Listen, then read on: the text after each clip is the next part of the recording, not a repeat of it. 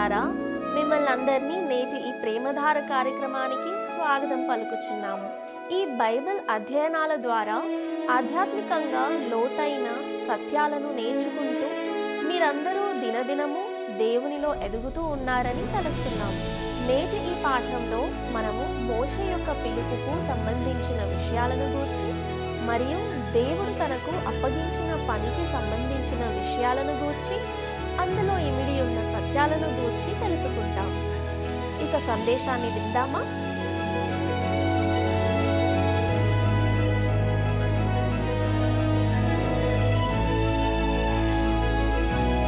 క్రీస్తునందు ప్రియమైన ప్రేమధార కార్యక్రమాల వీక్షకులందరికీ మన ప్రభువును రక్షకుడైన యేసు క్రీస్తు సాటిలేని నామంలో శుభములు తెలియజేస్తున్నాం. నేటి మన ఈ పాఠంలో నిర్గమకాండము 3వ అధ్యాయాన్ని ధ్యానించుకోబోతున్నాం. ఇందులో మోషే యొక్క పిలుపును గూర్చి మరియు ఒక ముఖ్యమైన పని కొరకు దేవుడు మోషేని నియమించడాన్ని గురించి గమనిస్తాం. ఇప్పుడు మోషే మిద్యానులో గడిపినటువంటి 40 సంవత్సరాలు ముగిశాయి. ఇశ్రాయేలును బానిసత్వం నుండి విముక్తి చేసే తన మహత్తర కార్యానికి సిద్ధం చేయడానికి ఐగుప్తులో అతడు పొందిన సకల విద్యలు సరిపోలేదు. కాబట్టి మిద్యాను అరణ్య ప్రాంతంలో 40 సంవత్సరాల సన్నద్ధత ద్వారా దేవుడు అతన్ని ఈ బాధ్యతకు సిద్ధం చేశాడు. ఇక మోషే పిలుపుకు సంబంధించిన విషయాలను తెలుసుకుందాం. నిర్గమకాండము 3వ అధ్యాయము మొదటి 2 వచనాలు. మోషే మిద్యాను యాజకుడైన ఇత్రో అను తన మామ మందను మేపుచు ఆ మందను అరణ్యము అవతలకు తోలుకొని దేవుని పర్వతమైన హోరేబుకు వచ్చెను. ఒక పొద నడిమిని అగ్ని జ్వాలలో యెహోవా దూత అతనికి ప్రత్యక్షమాయెను. అతడు చూచినప్పుడు అగ్ని వలన ఆ పొద మండుచుండెను, కానీ పొద కాలిపోలేదు. మోషే ఆ పొద ఎందుకు మండుతుందో చూడ్డానికి ప్రక్కకు తిరిగాడు, కానీ అది కాలిపోలేదు. లేఖనాల ఖచ్చితత్వానికి గొప్ప రుజువుల్లో ఒకటి ఇశ్రాయేలు జనాంగం యొక్క ఉనికి. చాలా సంవత్సరాల క్రితము జర్మనీ చక్రవర్తి తన మత గురువును ఇలా అడిగాడు, బైబిల్ దేవుని వాక్యమని చెప్పడానికి గొప్ప రుజువు ఏమిటి? ఆ రుజువు నా రాజ్యంలో ఎక్కడైనా ఉందా అని అడగ్గా ఆ మత గురువు ఏమాత్రము సంకోచించకుండా, అయ్యా, ఆ యూదుడే, అతడే రుజువు అని చెప్పాడు. అతడే ఆ మండుతున్న పొద.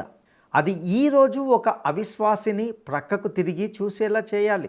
అతడు శతాబ్దాలుగా ఉనికిలో ఉండడం ఆశ్చర్యకరం. మోషే కాలము నుండి నేటి గడియ వరకు ఆ యూదుడు అనేవాడు ఉనికిలోనే ఉన్నాడు. ఇతర దేశాలు వచ్చాయి, పోయాయి, మరియు అతడు వాటన్నిటి అంత్యక్రియలకు హాజరయ్యాడు. అతను మాత్రము ఇప్పటికీ మనతోనే ఉన్నాడు. ఐగుప్తులోని బానిసత్వం నుండి శతాబ్దాలుగా నేటి గడియ వరకు ఇశ్రాయేలు హింస అనే అగ్నిలో ఉంది, కానీ ఆ మండుతున్న పొదలాగే ఇశ్రాయేలు కాలిపోలేదు అని చెప్పాడు. ప్రియులారా, మీరు చివరిసారి ఒక మిద్యానీయుని ఎప్పుడైనా చూసారా? మిద్యాను దేశపు జెండను మీరు చూసారా? మిద్యాను ప్రభుత్వం గురించి మీకు ఏమైనా తెలుసా?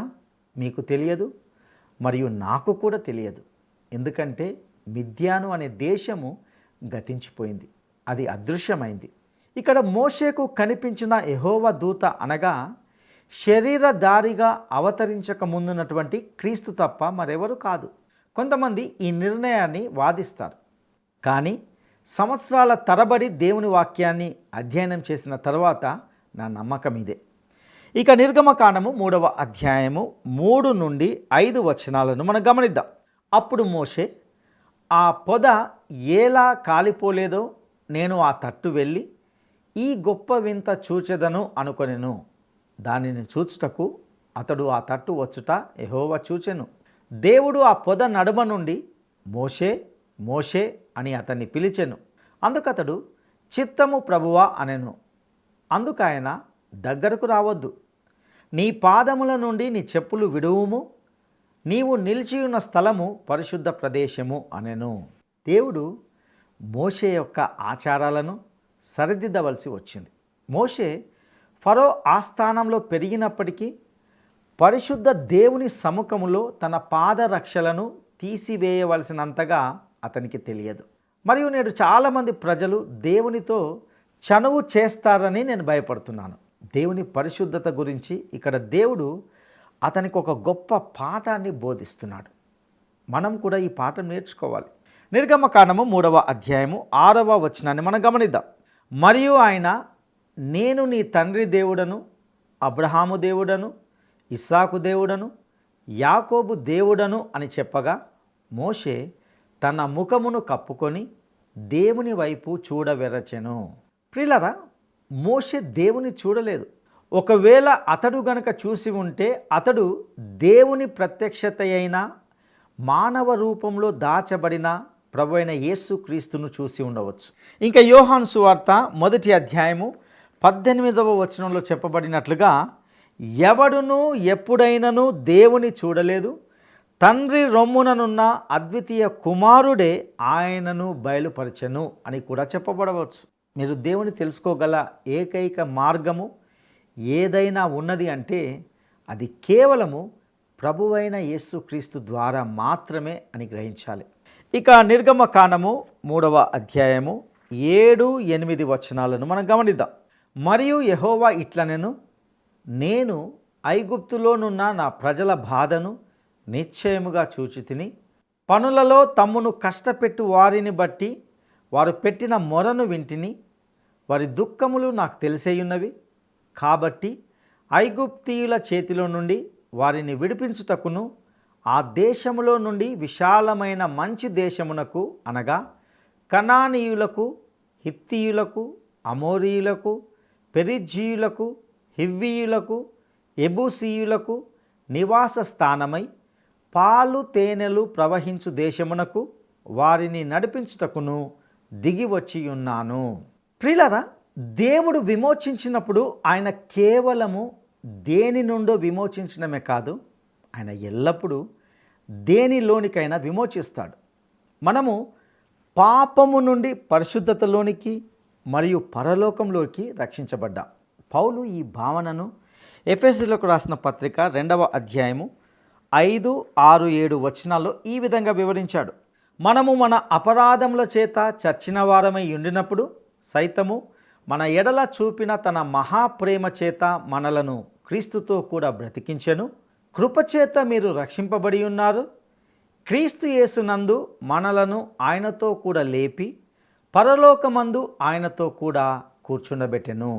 దేవుడు మనలను లేపి క్రీస్తులో ఒక స్థానాన్ని ఇచ్చాడు.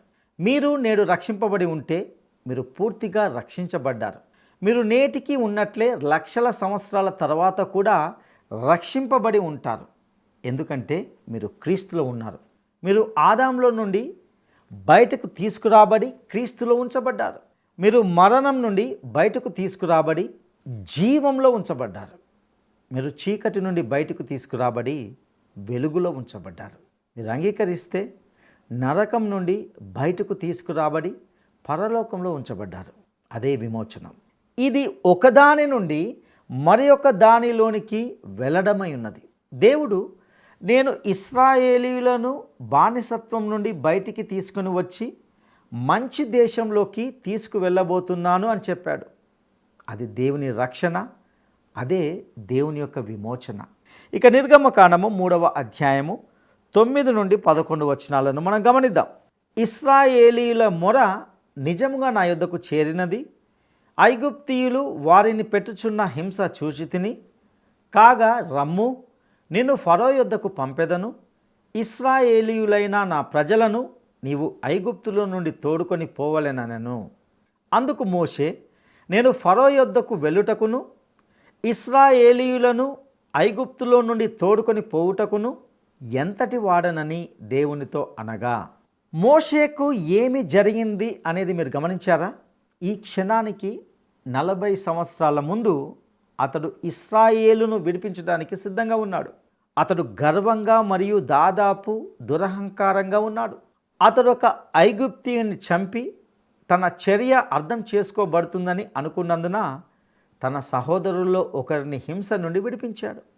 అతడు తనంతట తానే ఇశ్రాయేలు ప్రజలను విడిపించగలనని అనుకున్నాడు. కానీ ఇప్పుడు అతడు తాను విడిపించలేనని కనుగొన్నాడు. మరియు దేవుడు అతన్ని ఆ పనికి అర్హుడిని చేసే ప్రత్యేక శిక్షణ కోసము అరణ్య ప్రాంతానికి తీసుకొని వెళ్ళాడు. అతడు నిజంగా ఎంత బలహీనుడో నేర్చుకున్నాడు. అతడు తనంతట తానే ఇశ్రాయేలును విడిపించలేనని నేర్చుకున్నాడు. ఇప్పుడు మోషే దేవునితో ఇశ్రాయేలీయులను ఐగుప్తులో నుండి తోడుకొని పోవుటకును ఎంతటి వాడనని అంటూ, నీవు నన్ను చేయమని అడుగుతున్న దానిని నేను చేయలేను అని చెప్తున్నాడు. నా ప్రియ స్నేహితులారా, ఇప్పుడు దేవుడు అతన్ని ఉపయోగించుకోగలడు. ఇదే దేవుడు తన మనుషులందరికీ శిక్షణ ఇచ్చే మార్గం. గొలియాతు లాంటి ఒక రాక్షసుణ్ణి సంహరించగల బాలుడైన దావీదును దేవుడు భూమిలోని గుహలకు బిలాలకు పంపి అక్కడ అతడు ఒక పక్షిలా వేటాడబడేలా చేయాల్సి వచ్చింది. అతడు ఎంత బలహీనుడో కనుగొన్నాడు. అప్పుడే దేవుడు అతన్ని రాజుగా చేయగలిగాడు. మొదటి రాజుల గ్రంథము 17వ అధ్యాయము మొదటి వచనంలో గమనించినట్లయితే, ప్రవక్త అయిన ఏలియా ఆహాబు మరియు యెజబేలుల ఆస్థానంలోకి నేరుగా వెళ్ళి, నా మాట ప్రకారము గాక ఈ సంవత్సరములలో మంచైనను వర్షమైనను పడదని వారితో చెప్పేంత ధైర్యము కలిగి ఉన్నాడు. వాస్తవానికి ఏలియా అతడు కనిపించినంత ధైర్యవంతుడు కాదు. దేవుడు తన మనుషులకు శిక్షణ ఇచ్చే ఎడారిలో అతన్ని ఉంచాడు. ఏలియా ఒక వాగు నుండి నీరు త్రాగాడు. కరువు ఆ వాగు ఎండిపోయేలా చేసింది. వాగు చిన్నదిగా మరియు చిన్నదిగా తరిగిపోవడం చూసి, నా జీవము ఎండిపోయిన వాగు కంటే ఎక్కువ కాదు అని చెప్పాడు. అతడు అలా చెప్పడం సరి అయినదే. అప్పుడు ఏలియా ఖాళీ పిండి తొట్టిలో నుండి తింటూ కొంత ఎక్కువ సమయం గడిపాడు. అతడు తన వద్ద ఏమీ లేదని మరియు దేవుడే సమస్తమని కనుగొన్నాడు. ఏలియా దీనిని గ్రహించినప్పుడు దేవుడు బయలు ప్రవక్తలను ఎదుర్కోవడానికి మరియు పరలోకం నుండి అగ్నిని రప్పించడానికి అతన్ని ఉపయోగించుకున్నాడు. పౌలు దీనిని కొరింథీయులకు రాసిన 2వ పత్రిక 12వ అధ్యాయము 10వ వచనంలో ఇలా చెప్పాడు, నేనెప్పుడు బలహీనుడను అప్పుడే బలవంతుడను గనుక క్రీస్తు నిమిత్తము నాకు కలిగిన బలహీనతలలోను, నిందలలోను, ఇబ్బందులలోను, హింసలలోను, ఉపద్రవములలోను నేను సంతోషించుచున్నాను. ఇది నిశ్చయంగా ఒక వైరుధ్యమే. అయితే దేవుడు మోషేకు బోధిస్తున్నది ఇదే. ఇశ్రాయేలును విడిపించగల శక్తి తనకు లేదని, కానీ దేవుడు తన ద్వారా ఆ కార్యాన్ని సాధించగలడని మోషే గ్రహించినప్పుడు మాత్రమే దేవుడు అతన్ని వాడుకోవడానికి సిద్ధమయ్యాడు. ఈనాడు మనలో చాలామందిని దేవుడు వినియోగించుకోకపోవడానికి గల కారణాల్లో ఒకటి ఏమిటంటే, మనము మరీ బలంగా ఉండడమే. దీని గురించి మీరు ఎప్పుడైనా నిలిచి ఒక క్షణం ఆలోచించారా? మనము మరీ బలంగా ఉన్నప్పుడు దేవుడు మనల్ని వినియోగించుకోలేడు. మన బలహీనత నుండే మనము బలంగా తీర్చిదిద్దబడతాం. అపోస్తులైన పౌలు కొరింథీయులకు రాసిన మొదటి పత్రిక 1వ అధ్యాయము 27వ వచనంలో ఇలా అన్నాడు, జ్ఞానులను సిగ్గుపరచుటకు లోకంలో నుండి వెర్రి వారిని దేవుడు ఏర్పరచుకొని ఉన్నాడు, బలవంతులైన వారిని సిగ్గుపరచుటకు లోకములో బలహీనులైన వారిని దేవుడు ఏర్పరచుకొని ఉన్నాడు. మోషే మరియు పౌలు వారు బలహీనంగా ఉన్నప్పుడే దేవుడు వారి ద్వారా కార్యము చేయగలడని గుర్తించారు. ఒక బలహీనమైన పాత్ర ద్వారా దేవుడు ఏమి చేయగలడో చూసినప్పుడు ఎంతో ఆశ్చర్యంగా ఉంటుంది. నిర్గమకాండము 3వ అధ్యాయము 12, 13 వచనాలను మనం గమనిద్దాం. ఆయన నిశ్చయముగా నేను నీకు తోడయుందును, నేను నిన్ను పంపితిననుటకు ఇది నీకు సూచన. నీవు ఆ ప్రజలను ఐగుప్తులో నుండి తోడుకొని వచ్చిన తర్వాత మీరు ఈ పర్వతము మీద దేవుని సేవించెదరు అనెను. మోషే, చిత్తగించుము, నేను ఇశ్రాయేలీయుల యొద్దకు వెళ్ళి వారిని చూచి, మీ పితరుల దేవుడు మీ యొద్దకు నన్ను పంపెనని వారితో చెప్పగా, వారు ఆయన పేరేమి అని అడిగిన ఎడల వారితో నేనేమి చెప్పవలెనని దేవునిని అడిగాను. మోషే అడిగిన ఈ ప్రశ్న సహజమైనది. మనమందరము అదే ప్రశ్న అడిగి ఉండేవారమని నేను ఖచ్చితంగా అనుకుంటున్నాను. ఇశ్రాయేలీయులు తనను అంగీకరించరని మోషే భయపడ్డాడు. దేవుని గురించి వారికి ఎలా వివరించాలో అతనికి తెలియదు. అతడు ఎలా ఇశ్రాయేలీయులను ఈ దేవుని పర్వతానికి తీసుకొని వెళ్ళబోతున్నాడు అనేది అతనికి తెలియదు. ఇవి మోషే ఎదుర్కొన్న సమస్యలు. దేవుడు అతనికి ఎటువంటి సమాధానం ఇచ్చాడో 14వ వచనంలో మనం గమనిద్దాం. అందుకు దేవుడు, నేను ఉన్నవాడను అనువాడనై ఉన్నానని మోషేతో చెప్పెను. మరియు ఆయన, ఉండుననువాడు మీ యొద్దకు నన్ను పంపెనని నీవు ఇశ్రాయేలీయులతో చెప్పవలెనను. నిస్సందేహంగా ఇక్కడ ఉన్నవాడు అనే పేరులో ఇప్పటి వరకు బయటికి తీయబడిన దానికంటే ఎక్కువే అర్థం ఉందని చెప్పవచ్చు. కానీ ప్రాథమికమైన ప్రాముఖ్యతను కలిగిన అనేక విషయాలు ఇందులో ఉన్నాయి. వాటిని మనం పరిగణించాలి. ఉన్నవాడు అనే పేరు ఒక చిన్న 4 అక్షరాల పదం. మనము దానిని యెహోవా అని అనువదిస్తాం. ఇది యావే అని కూడా అనువదించబడింది. మీరు దీనిని ఎలా ఉచ్చరిస్తారు? ఇది ఇశ్రాయేలీయులకు ఎంతటి పరిశుద్ధమైన పేరుగా, పరిశుద్ధ నామంగా మారిందంటే వారు దానిని ఎలా ఉచ్చరించాలో నిజంగా మర్చిపోయారు. ఆయన నామాన్ని అపవిత్రపరచకుండా ఉండడానికి వారు దానిని ఉపయోగించలేదు. అయితే ఇంతకీ ఏ పేరు సరి అయినది?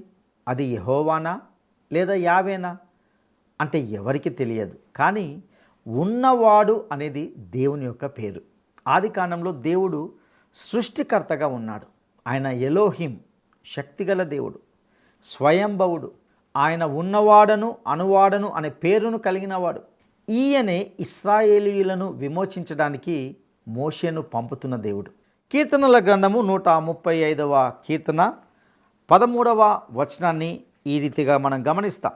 యెహోవా, నీ నామము నిత్యము నిల్చును. యెహోవా, నీ జ్ఞాపకార్థమైన నామము తరతరములుండును. ఈ వచనంలోని యెహోవా అనే పేరును నేను ఉన్నవాడను అని అనువదించవచ్చు. దేవుడు ఉన్నవాడు అనే వాస్తవాన్ని ఈ పేరు తెలియజేస్తుంది. ఇది ఒక గొప్ప పని కొరకు అధికారము చేత మోషే పంపడాన్ని మనం ఇక్కడ చూస్తాం. ఆదికాండము 50వ అధ్యాయము 25వ వచనంలో చెప్పబడినట్లుగా, దేవుడు నిశ్చయముగా మిమ్మును చూడవచ్చును అనే యోసేపు వాగ్దానము నెరవేరే సమయం వచ్చింది. ఇక నిర్గమకాండము 3వ అధ్యాయము 15వ వచనాన్ని మనం గమనిద్దాం. మరియు దేవుడు మోషేతో ఇట్లనెను, మీ పితరుల దేవుడైన యెహోవా అనగా అబ్రహాము దేవుడు, ఇస్సాకు దేవుడు, యాకోబు దేవుడునైన యెహోవా మీ యొద్దకు నన్ను పంపెనని నీవు ఇశ్రాయేలీయులతో చెప్పవలెను. నిరంతరము నా నామము ఇదే, తరతరములకు ఇది నా జ్ఞాపకార్థక నామము.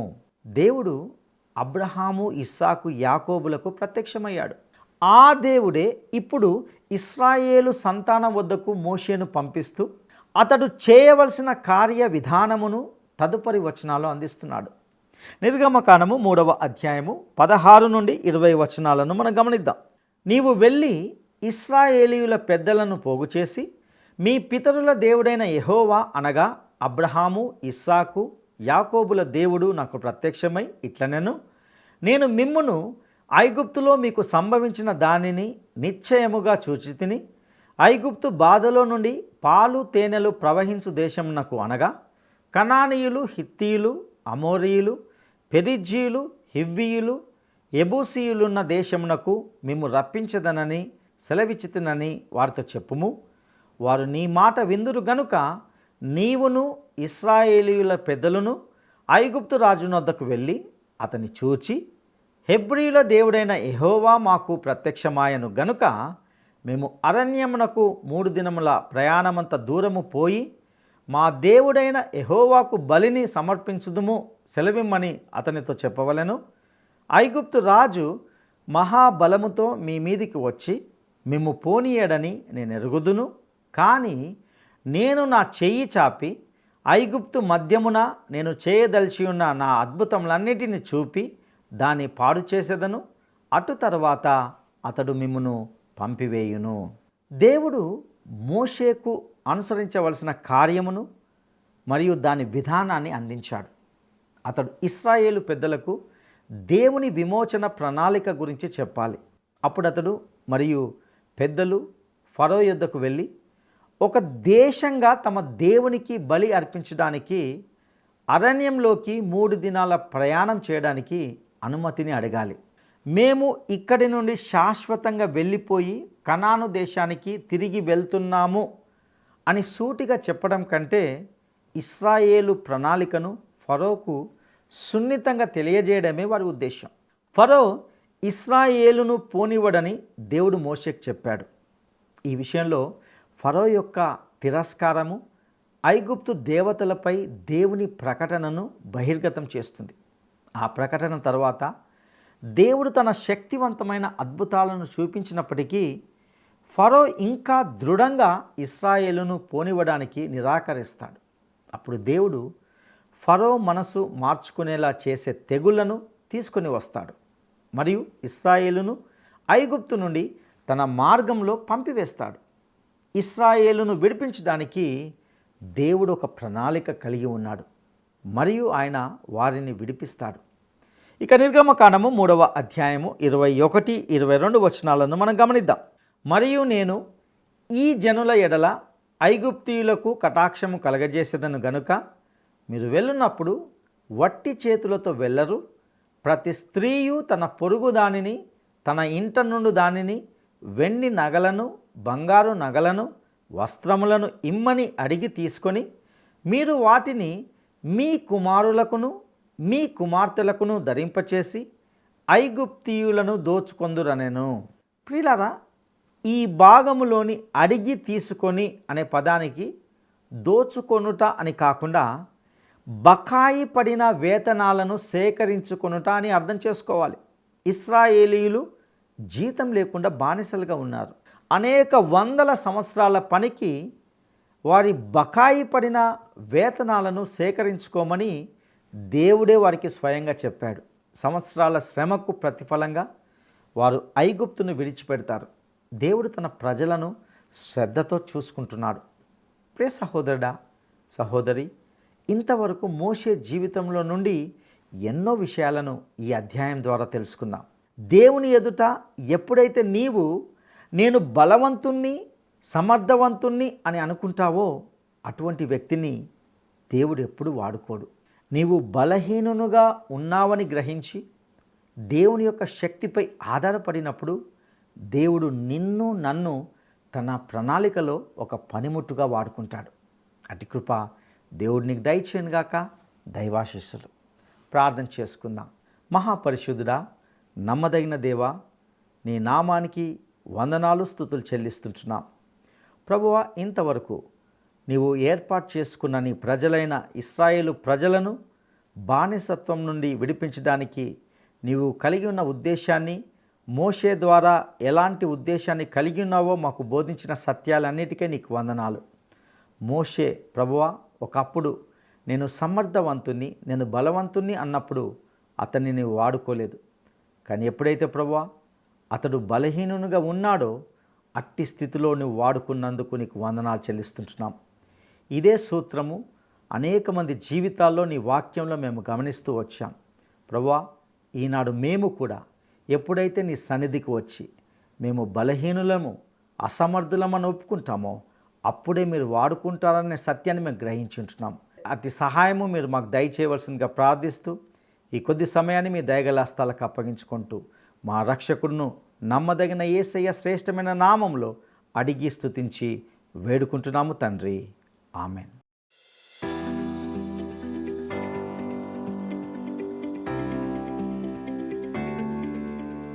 మోషే తన మామ మందను మేపుచు ఆ మందను తోలుకొని ఏ పర్వతమునకు వచ్చెను. మోషే తన మామ మందను మేపుచు ఆ మందను తోలుకొని ఏ పర్వతమునకు వచ్చెను. 1 సియోను పర్వతము, 2 యెహోవా పర్వతము, 3 హోరేబు పర్వతము.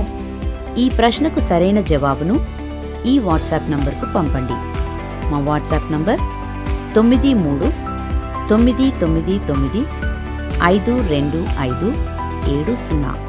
నేటి ఈ సందేశం ద్వారా అనేక లోతైన, విలువైన ఆధ్యాత్మిక సత్యాలను నేర్చుకున్నారని, అవి మీ ఆధ్యాత్మిక జీవితాలకు దోహదకరంగా ఉన్నాయని తలస్తున్నాం. మరింత లోతుగా దేవుని వాక్యాన్ని అధ్యయనం చేయడానికి యూట్యూబ్ ద్వారా కానీ, యాప్ ద్వారా కానీ సందేశాలను వినవచ్చు. మీరు ఈ స్క్రీన్ మీద ఉన్న ఫోన్ నంబర్ ద్వారా మమ్మల్ని సంప్రదించగలరు. మేము మీ కొరకు ప్రార్థిస్తున్నాము. దేవుడు మీకు తోడై ఉండునుగాక.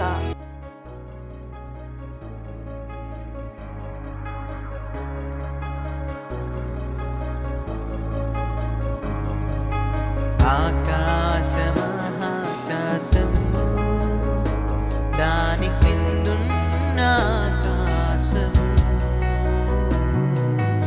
ఆకాశమహాకాశము దాని క్రిందున్న ఆకాశము, భూమిపై కనబడునవన్నీ ప్రభువా నిన్నే కీర్తించు. భూమిపై కనబడునవన్నీ ప్రభువా నిన్నే కీర్తించు. లెక్కించలేని స్తోత్రము దేవా ఎల్లప్పుడూ నే పాడెదను. లెక్కించలేని స్తోత్రము దేవా ఎల్లప్పుడూ నే పాడెదను.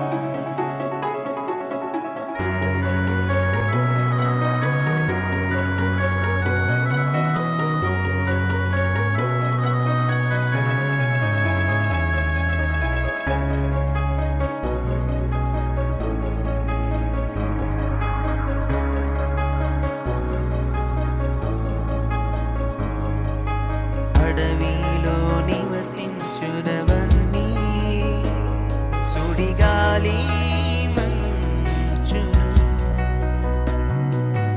అడవిలో నివసించునవన్నీ సుడిగాలి మంచును,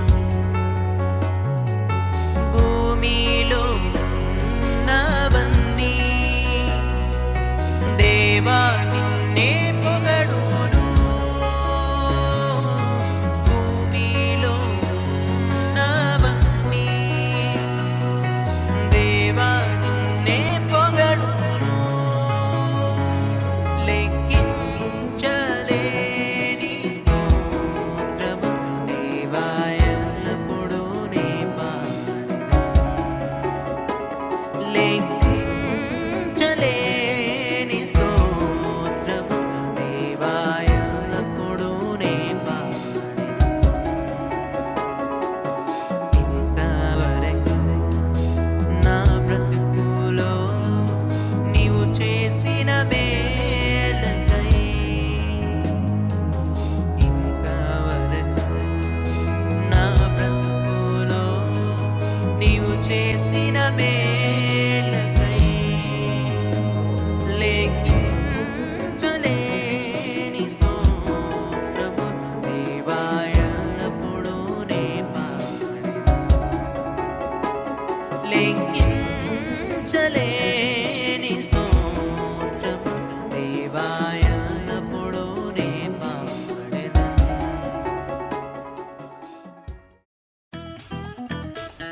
ఈ కార్యక్రమం మీకు నచ్చిందా? అయితే వెంటనే మిస్డ్ కాల్ ఇవ్వండి. బహుమతి పొందే విజేత మీరే కావచ్చు.